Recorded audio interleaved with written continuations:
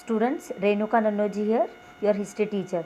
We will continue abolition of slavery, the concept which just now I have discussed. Now it will be continued, that is the abolition of slavery. Okay, right now I have spoken to you that the slaves were purchased and sold. Slave trade was going on in France.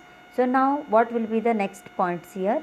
The National Assembly held long debates for about whether the rights of man should be extended to all French subjects, including those in the colonies.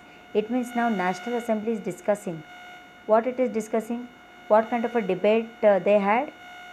Whether we can extend the rights of man to all the French citizens, because only the rights were given to active citizens of the France. It means the rich men were getting the rights in France. So they were just discussing whether we can extend the rights to all the French citizens. But they did not pass any laws. Why? Because fearing opposition from businessmen whose income depended on the slave trade.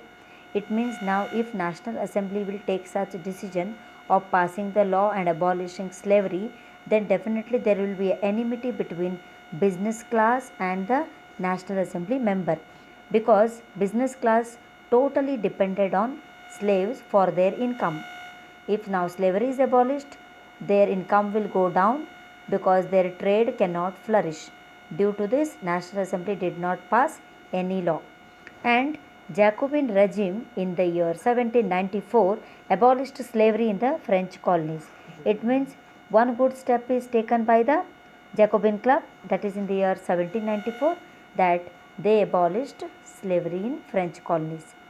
However, 10 years later, Napoleon, when he started ruling, he reintroduced slavery.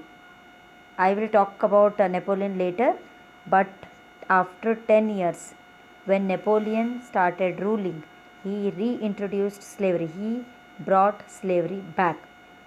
Finally, slavery was abolished in French colonies in the year 1848.